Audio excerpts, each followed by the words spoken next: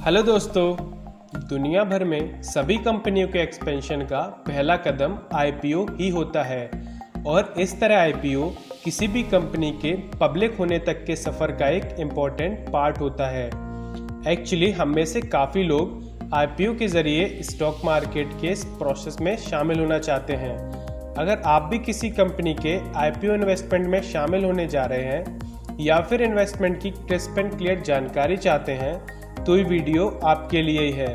तो दोस्तों चलिए शुरू करते हैं फिनटॉक। स्टॉक मार्केट में इन्वेस्ट के दो तरीके हैं, पहला प्राइमरी मार्केट और दूसरा सेकेंडरी मार्केट।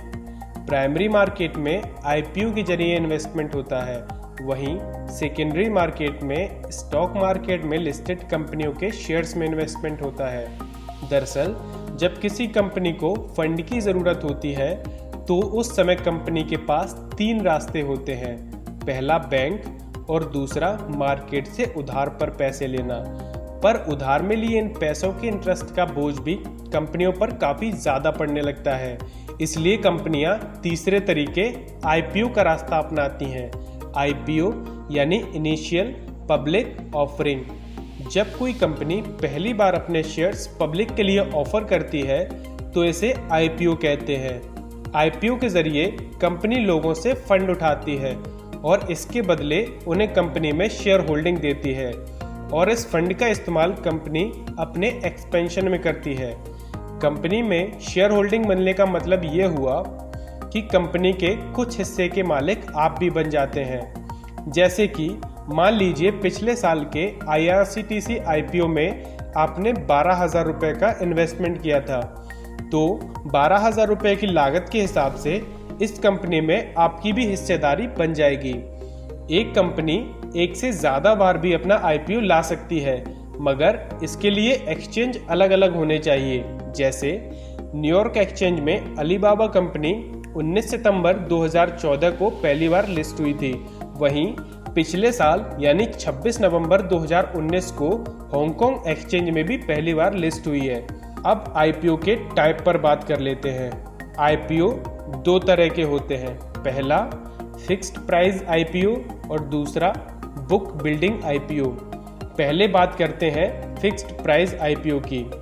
कंपनी आईपीओ जारी करने से पहले इन्वेस्टमेंट बैंक के साथ मिलकर आईपीओ के प्राइस के बारे में बातचीत करके एक फिक्स प्राइस डिसाइड कर देती है। उसी प्राइस पर इन्वेस्टर आईपीओ को सब्सक्राइब कर सकते हैं, जैसे कि 100 रुपये प्रति शेयर। अब बात करते हैं बुक बिल्डिंग आईपीओ की। इसमें कंपनी इन्वेस्टमेंट बैंक के साथ मिलकर आईपीओ का एक प्राइस बैंड डिसाइड करती है। इसमें एक फिक्स्ड प्राइस की बजाय प्राइस बैंड बनता है, जैसे कि 345 से 355 रुपये प्रति शेयर। यहाँ पर प्राइस बैंड की सबसे कम प्राइस यानी 345 रुपये आईपीओ का फ्लोर प्राइस होगा। अब सवाल आता है कि आईपीओ में इन्वेस्टमेंट कैसे किया जाता है। आईपीओ जारी करने वाली कोई भी कंपनी अपने इन्वेस्टर्स के लिए 3 से 6 दिनों तक आईपीओ ओपन करती है। मतलब आईपीओ जब आता है तो कंपनी के उस टाइम ड्यूरेशन में ही आईपीओ सब्सक्राइब करना होता है।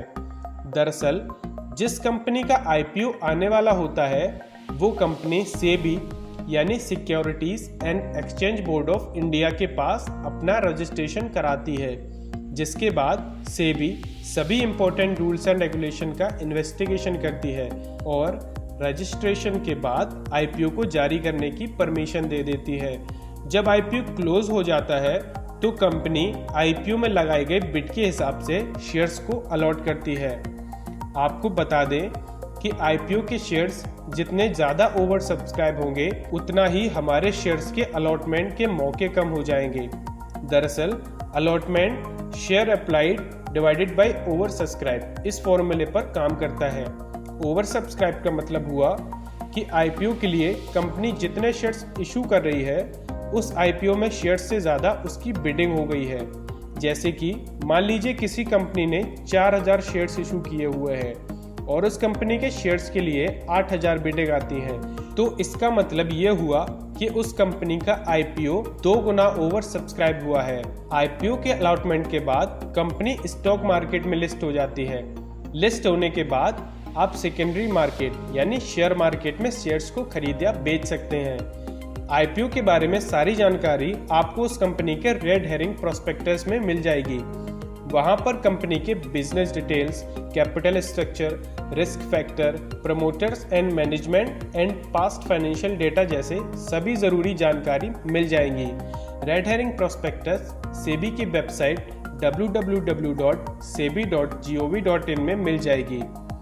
अब आईपीओ जारी करने के कारणों को समझ लेते हैं। आईपीओ जारी करने की कई वजह हैं, जैसे कंपनी के एक्सपेंशन के लिए, डेब्ट कम करने के लिए, फंड इकट्ठा करने के लिए, प्राइवेट कंपनी से पब्लिक कंपनी में कन्वर्ट होने के लिए। तो दोस्तों, यहाँ पर हमारा वीडियो समाप्त होता है। आई होप आपको ये वीडियो अच्छा लगा होगा। इन्वेस्टमेंट और स्टॉक मार्केट से जुड़े सभी इंपॉर्टेंट टॉपिक को क्रिस्प एंड क्लियर समझने के लिए आप हमारे चैनल को सब्सक्राइब कर सकते हैं। फिर मिलेंगे एक नई वीडियो में नए टॉपिक के साथ। तब तक इन्वेस्टमेंट करते रहिए। वीडियो देखने और हमसे जुड़े रहने के लिए आपका बहुत बहुत शुक्रिया।